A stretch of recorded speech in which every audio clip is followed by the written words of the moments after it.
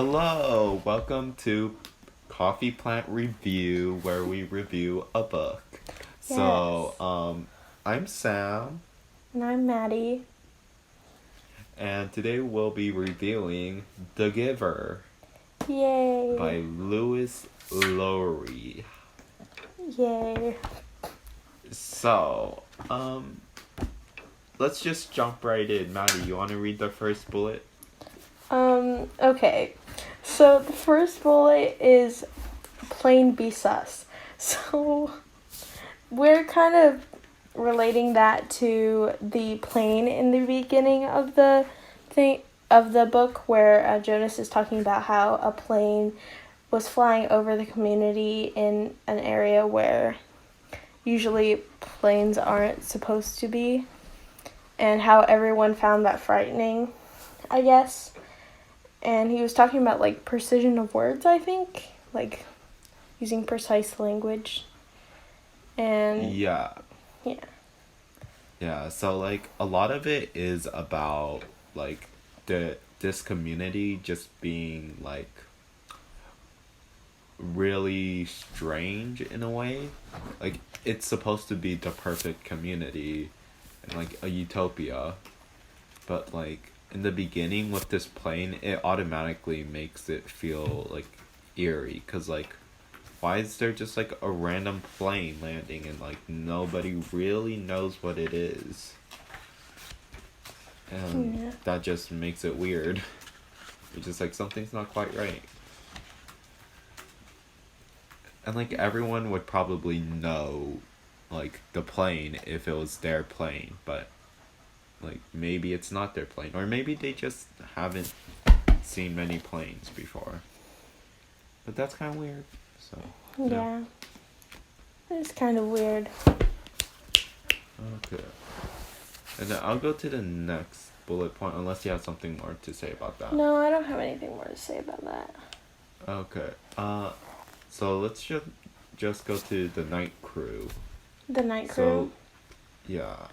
So like in this book, there is a night crew that like does stuff at night.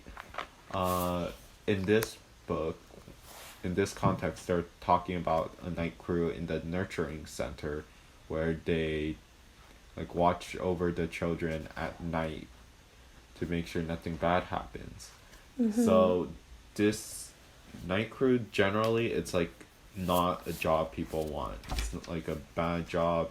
It's looked down upon by the people in the community, and like this just like shows that not everyone is equal.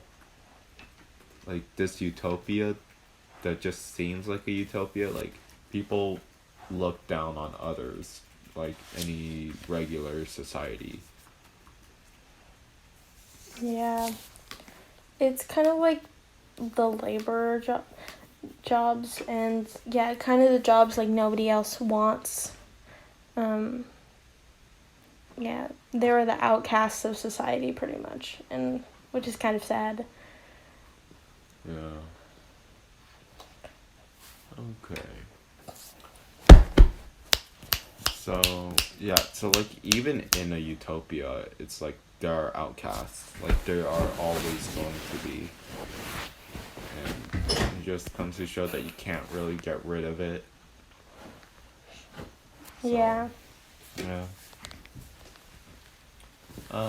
Maddie, why don't you read the next one? Okay. So we were talking about how the symbolism of like December, I guess, or what like the significance of December throughout the book. Uh, Especially with like the ceremonies of like the children aging up, which was majorly what Jonas was worried about throughout the whole like start of the book.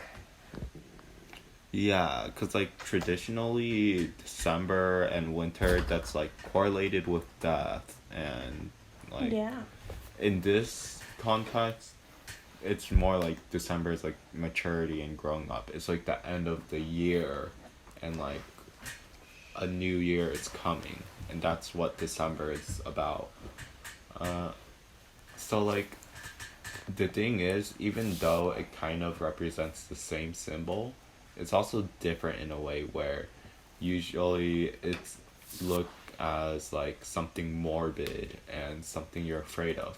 But this Mm-hmm. one is like you still are a little bit afraid, but that's because the children that are turning 12 are anxious.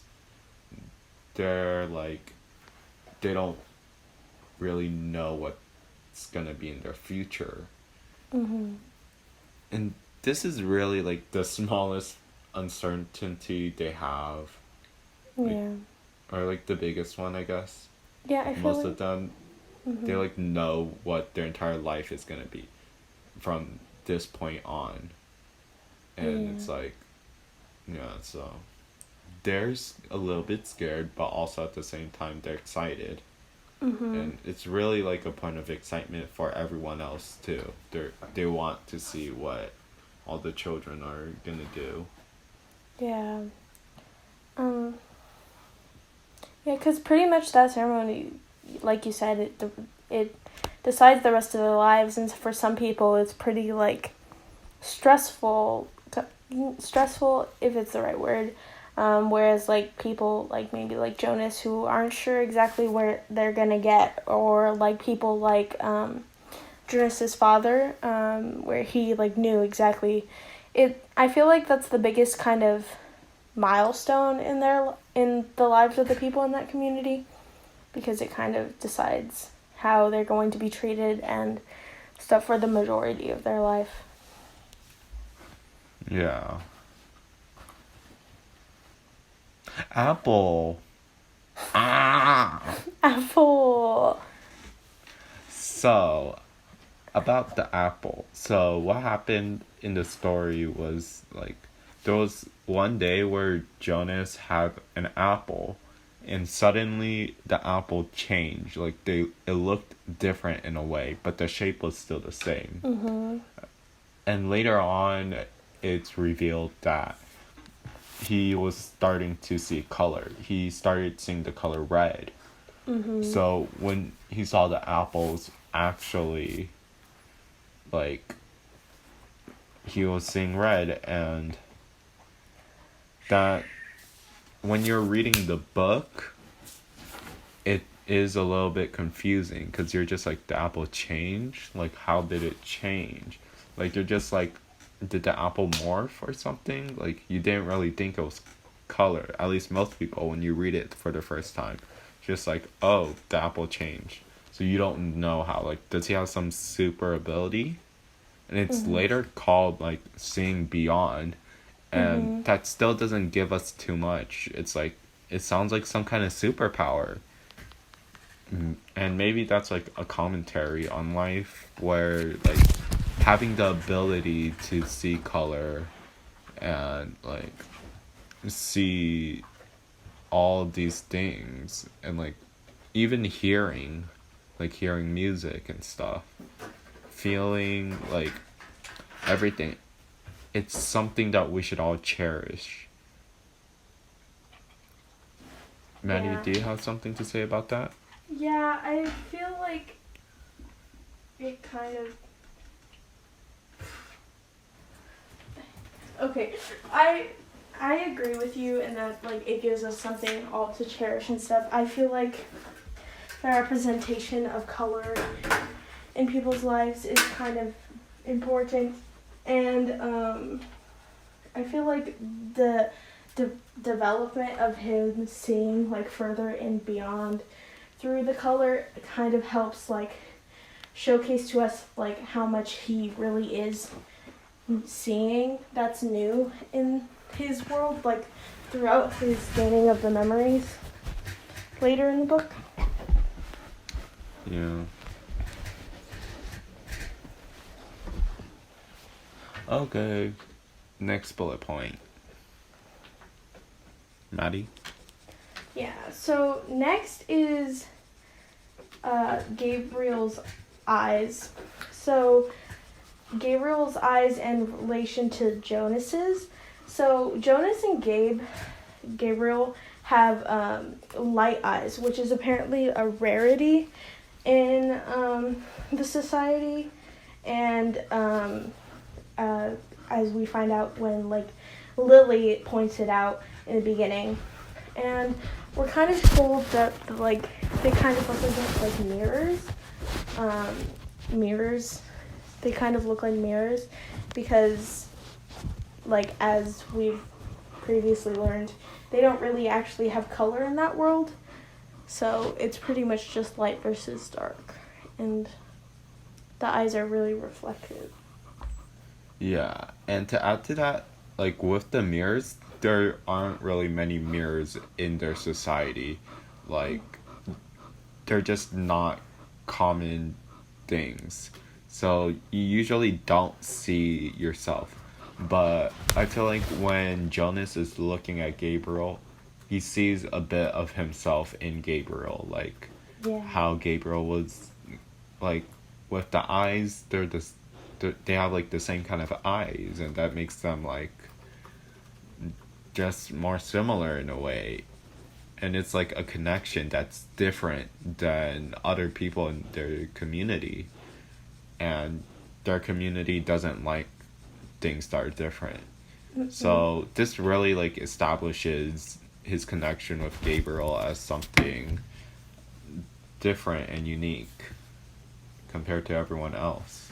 Yeah. And this might be part of the reason why Jonas cares about Gabriel so much. Like, yes, it's because Gabriel's like a human, obviously. Like a Yeah. human person, that's like pretty important. But also like Jonas does see that it's a person that is similar to him but is so different and a little bit of an outcast in the society. Yeah. So,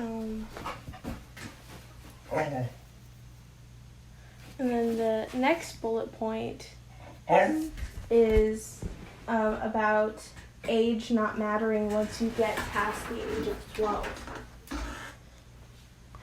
Yes. So, about this bullet point, in the story, it's like each year you get something different and new. Like, one year you get a jacket, and next year you get like buttons on your jacket, and next like you get like a front jacket. Like things like that, and it starts establishing your independence. You get a bike, you get a haircut, you like stop wearing ribbons, and like all of that happens until you turn 12. Once you turn 12, you get a job, and you don't get anything special after that. Yeah, you start training for your like life once you turn 12. Yeah. And And it's even like stated in the book, like that people even like stop keeping track of their age after 12. So like adults could lose track because it's so insignificant. yeah, and this is kind of like in real life a little bit. It's a little bit of a parallel. Like maybe it's not quite at the age of 12 when this happens. It's probably a later age that might be different for everyone. But like once you reach that age, life might not feel like it changes anymore, and you kind of feel like you're stuck at the same age. Yeah. It might be like why some people have midlife crises. Yeah. Crisis. Yeah. Like suddenly you're like, oh wait, am I supposed to be doing this at my age? Because I was doing this like 20 years back or something, you know? So Yeah. it's like you feel like you stop changing. And in this story, they stop changing after they turn 12, which is a really young age to like just stop changing. But no one seems to mind. Yeah. And then moving on, the next one is like talking about pills and like the pills he was taking to calm his stirrings, I think it was called. Yeah. Yeah. So basically, what starts this is like Jonas having like a dream about his friend Fiona and like of wanting her, and he kind of goes into detail about like how his mother was like, oh, it's normal, and so he starts taking these pills that kind of make the feelings go away. And we kind of talked about how like it's kind of a form of like mind control because it's like getting rid of the people's feelings, kind of, I guess. So like it's sublimating their feelings and repressing them so they don't get those anymore, which is why it's a daily thing for them. Yeah. I mean, yeah, I don't really have much to add to that. It's just, yeah, you're not supposed to have too many feelings. Yeah. I mean, the next point is that in this society, they're so strict that they don't really allow jokes. So, Jonas's sister was like making a joke about him becoming a pilot, and then Jonas was joking that maybe he'll like take her up there and then throw her out of the plane. And like their parents got mad at him for that, but it was just a joke. Like obviously he wasn't going to do that. Mhm. But it shows that like people take everything seriously in this book, and Mhm. like I feel like this book has a lot of parallels to real life. And I think this is just commenting that people shouldn't take everything so seriously because not everything matters that much. Like you're allowed to make jokes in real life. Mhm. Yeah, and that kind of feeds into the next bullet point about anything out of the norm is very like wrong. They like basically thrive on everything being in order and the same, and jokes and like those kinds of things don't really fit into that at all. So that's like probably another reason why they don't take joking very much.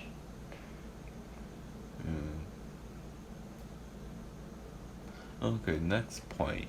So, Jonas was selected to be the receiver. And like there was a lot of anticipation up to this.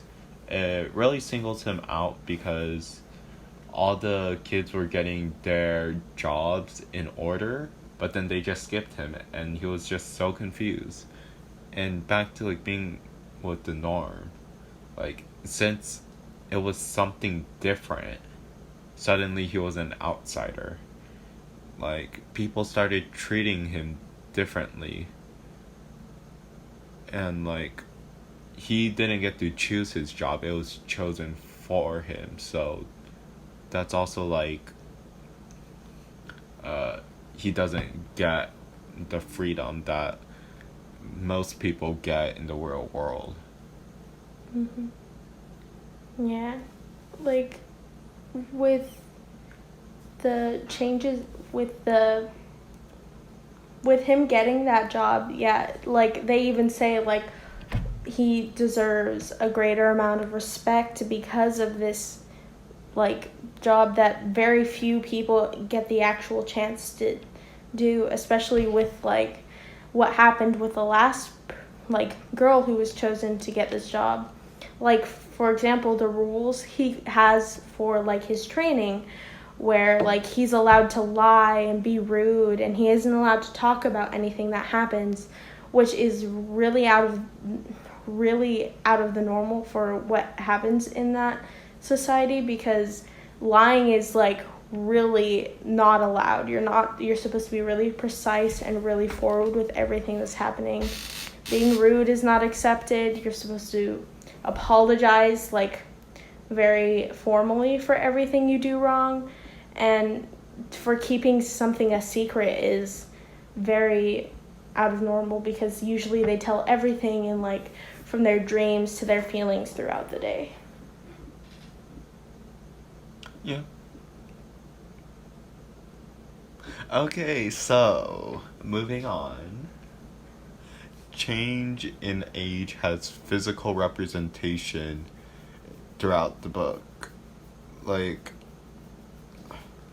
or at least like up until the children are 12, because like each year, as I stated earlier, like they're getting new clothes, they're getting bikes, a different haircut, and it just like shows that people are changing until a certain age, and then like they just stop in the book. But this is different from real life because people are always changing throughout their lives. Yeah. So, And and then like the next one is about like how we kind of like related how the place, like the annex, I think it's called, which is attached to the House of Old, which is kind of like helping symbolize the like connection between old people and wisdom, we were calling it, like the wisdom of the memories in relation to the people, the old people who lived in a home kind of attached to it. So, yeah. Yeah, and like to explain this in case you haven't like read or seen The Giver, the annex is the room where Jonas goes to receive memories of the past. These memories can be like happy memories, like feeling snow or the sunlight, or painful ones like getting a sunburn or like being in the middle of a war where you're literally dying. Yeah. Which he like experiences later. Yeah. And this gives him wisdom, which is like something that is associated with older people. And like since it's attached to like the house for old people, it's like it's kind of connecting that it gives Jonas more wisdom since it's connected.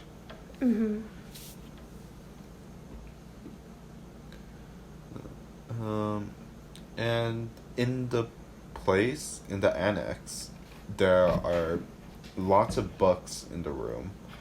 And, like, these books are kind of like memories that can be given to anyone. But they're all just kept in one room where, like, no one else is allowed to go into. So it kind of shows that wisdom and memories from the past are just like kept completely private, and it's like not shared equally with everyone. Yeah. Yeah, because like in most of the households they talk about how like there's only like 3 books that exist in them, and I think like most of them are just about like the rules and the society as a whole and not really anything else.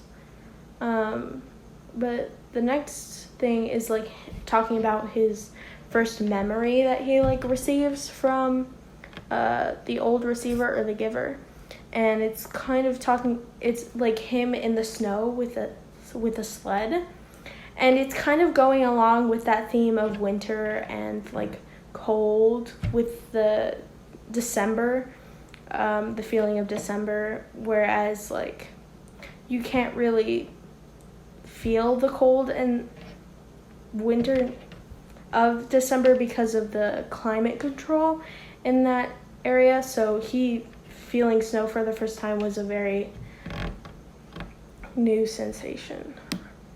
Yeah, and to add to that, with this theme of winter, and like it's usually used to symbolize dying and old age, but here it's used to show more like a childlike attitude in people with snow, because like a lot of the times when you think of snow you think of like children playing in snow, like snowball fights and things like that. And like this does bring a level of irony to the setting. Mhm.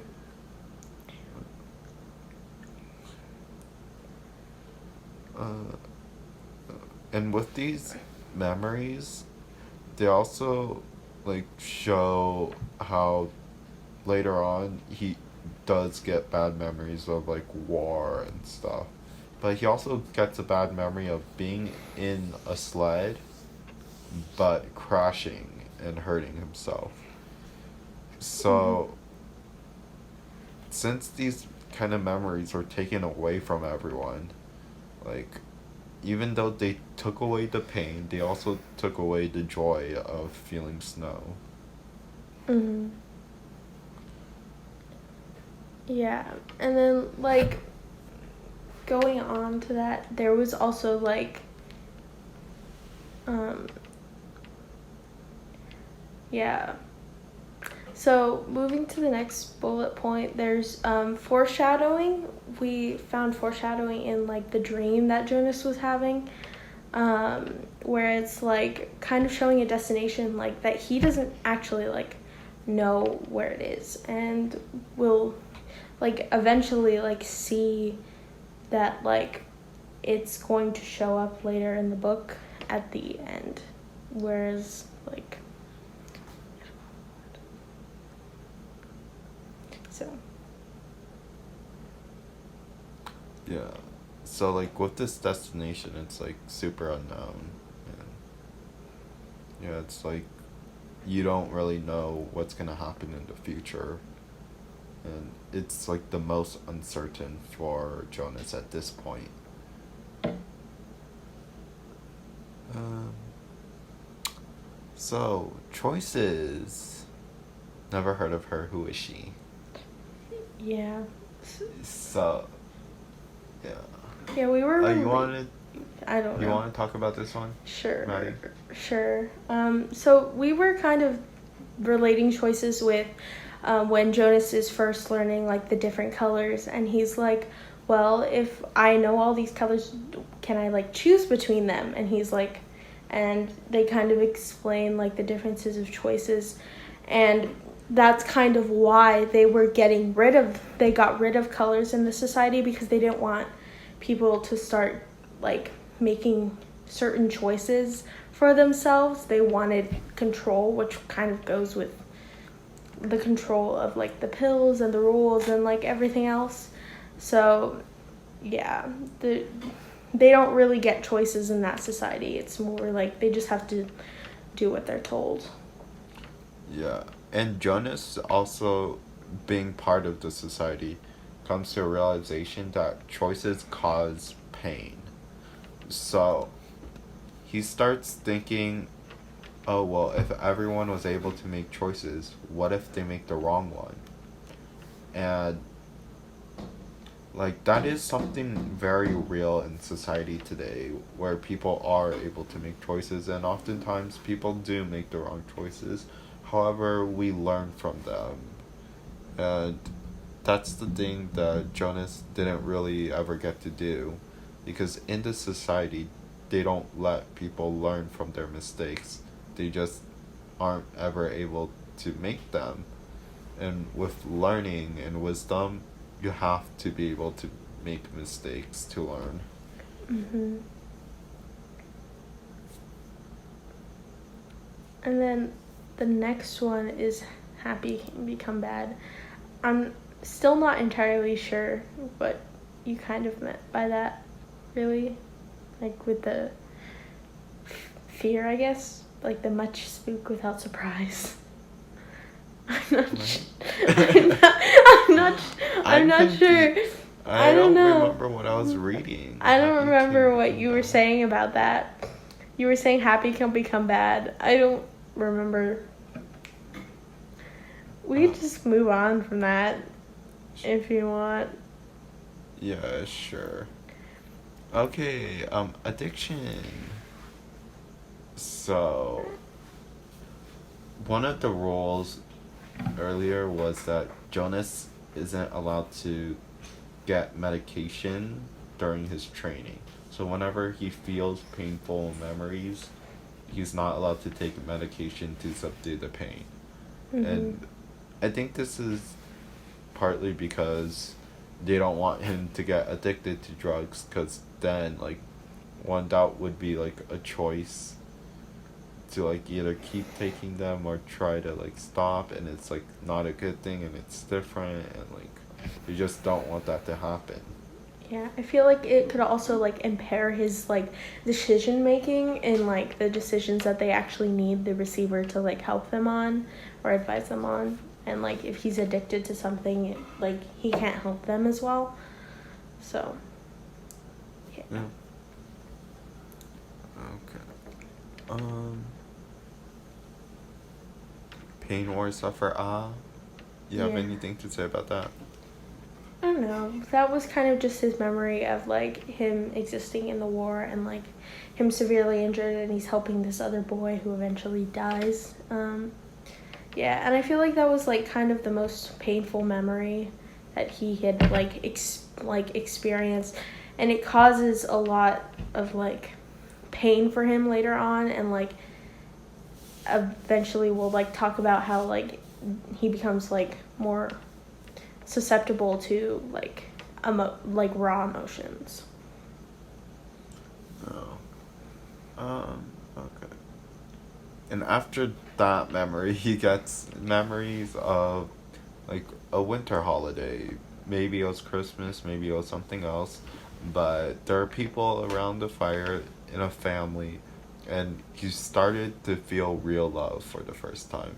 Mm-hmm. And he also, like, saw grandparents, and this was, like, kind of surprising because, like, they had old people, but apparently they just never learned about their grandparents. Mm-hmm. Yeah. You have anything to say about that, Maddie? Not really.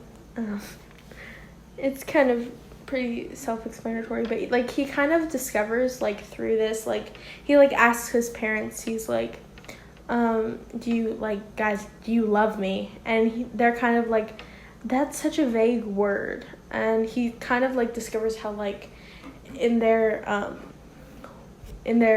working so hard to become super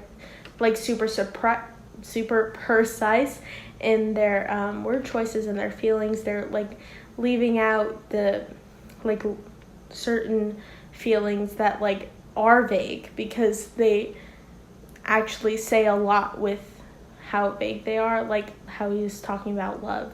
Like saying I enjoy you or I'm proud of you isn't the same as saying I love you. Yeah, I feel like it's not that they're trying to leave stuff out. I think it's more that it's just that they never learned or they never felt what love actually was like.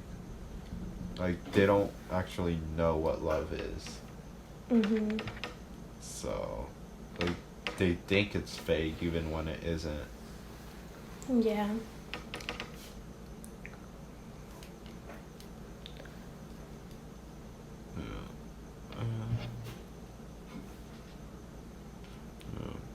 Yeah, so the like next like kind of two bullet points are kind of like saying the same thing, where he like no longer has the same connection to emotions, and he's like much more vulnerable to sad and happy like moments in his life.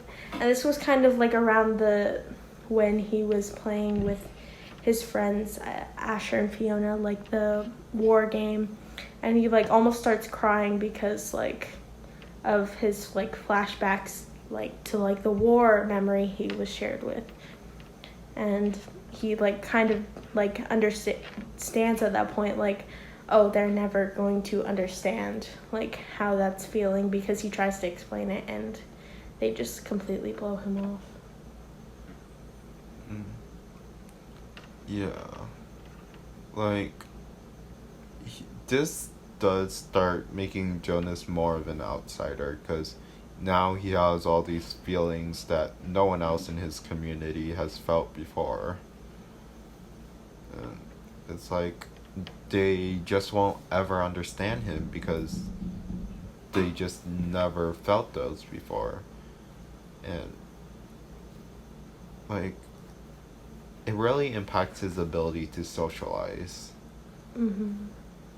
And this makes him like feel more lonely, and this leads him to wanting to run away later on.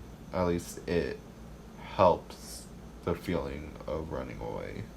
Mhm.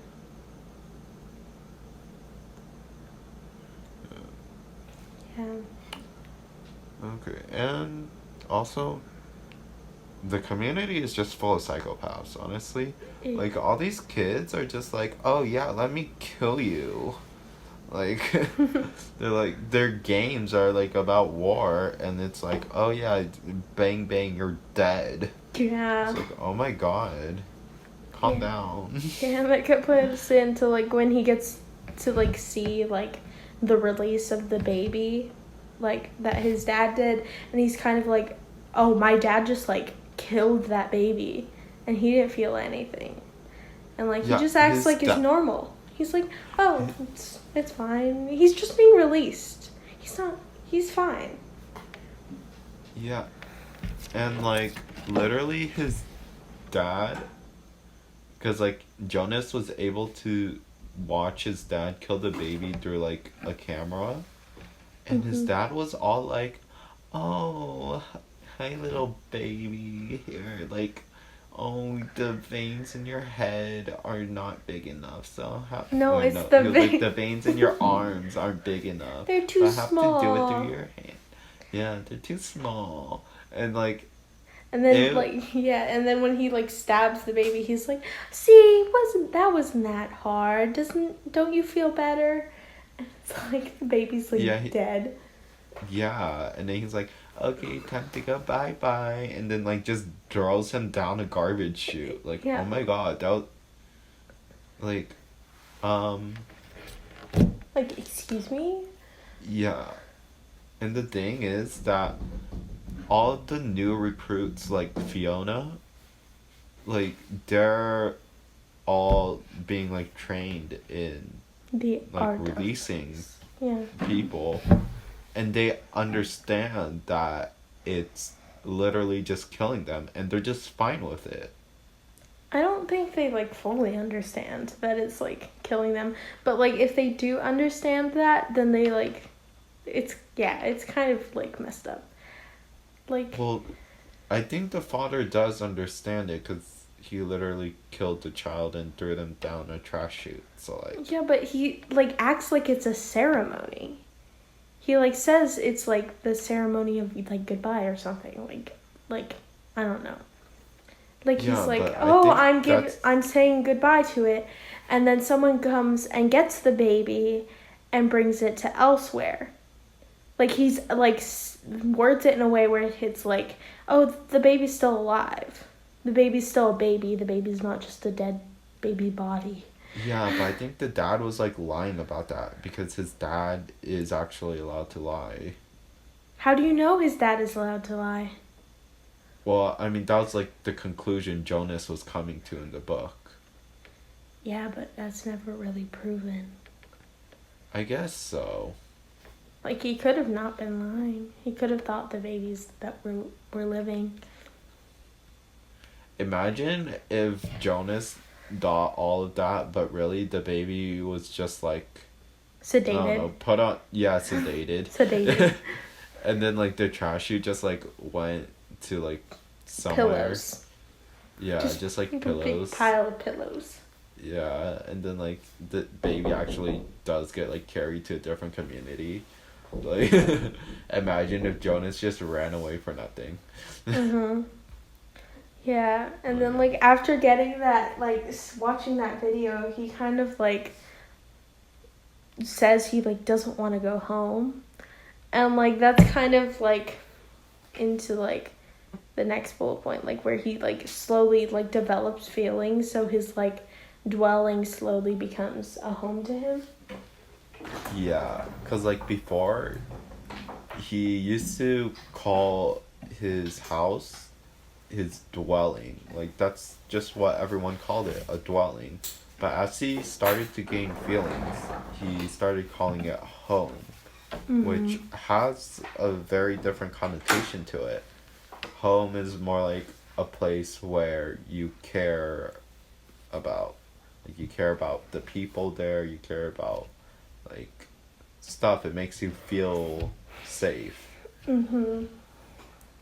And, like, he starts understanding this feeling, but it's a little bit ironic because when he starts feeling this, he also starts thinking about running away. Like, he's going away from his home, which isn't something you would do when you start figuring out this is a place I want to be in. Mm-hmm. Yeah, and that kind of like what you were saying, it leads into him like planning to leave, and like making that like a whole escape plan with the giver, and how he's gonna release some of the memories to. He's gonna release his memories to the community, and then the giver will be there to help them get through it. Mm.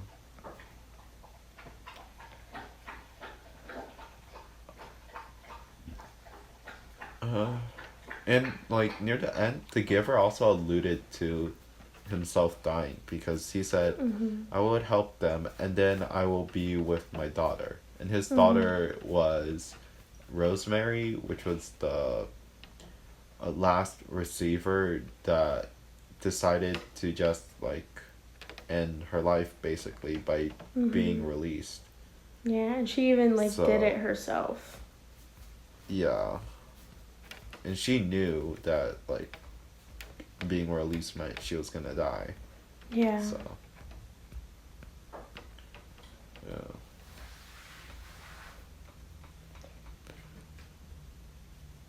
Okay. And then Jonas takes Gabe with him at the end. Because originally he wasn't planning to take Gabriel, the child, with him. So but then he like, learns that Gabriel is going to be released, and he doesn't want Gabriel to die, so he's like, he takes Gabe from the nurturing center and just hops on a bike. like Gabe was in his house, man. I don't remember. Yeah.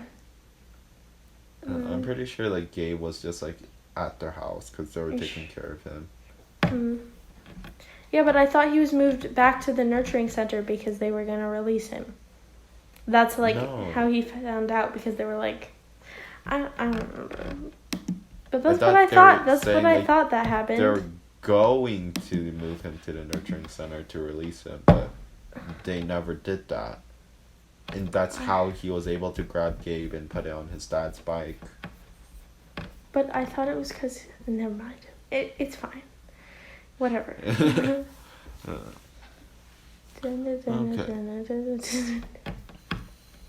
Okay. And then the next one. Murder. What were we going to say about murder? I don't know. You wrote that. I don't know. You're probably saying they were going to murder Gabe. Yeah, they were going to murder Gabe. And Jonah was like, no, not going to happen. And Yeah. then you wrote, whoa, he be hungry. Yeah, because you said when he escaped, he was like talking about how he was like super, super hungry. Did I say that? Yeah, you said that. And then so you literally said whoa. So that's why I put whoa. Huh. You were like, whoa, he's hungry. And I was like, okay, I'm going to put that. I don't know. What? I was just writing. I mean, you told me to write down what you said, and that's what you said. I guess he started to feel hunger, like, once he escaped, because he was just with Gabe, and, like, he ran out of food, so he got hungry. Yeah. And then, like... And that's when he started, like, feeling it for himself. Mhm. And then he finds the sled. I know that is very interesting. Like, cause in the book it was saying that he like felt something familiar, like the landscape was familiar, and it was the same one from his memories. And then that was the same sled up there, and then he saw Yeah. like the same like houses that he saw in like the Christmas memory or like the winter holiday memory with the families and a fireplace. Yeah. And that is very interesting. Like, did he just go to the same place and they just happened to be having the holiday? I guess so. Hmm. It's still But like, December. why I was guess. the sled there? Like, there's just a sled on top of a hill. Well, probably because they had like kids and the kids would play with it. But like, I don't know. Yeah, but like, usually if you have a sled, you don't just leave it on top of a hill. You take it with you home because snow would cover it. Well, I don't know, Sam. That's just how the author envisioned it, and so that's how it's gonna happen. I don't know. I know there's like a sequel to the book, so it's probably gonna be explained throughout the series. But it's just like we're left on a cliffhanger, and just like right now, all we can do is speculate. Why is there a sled there?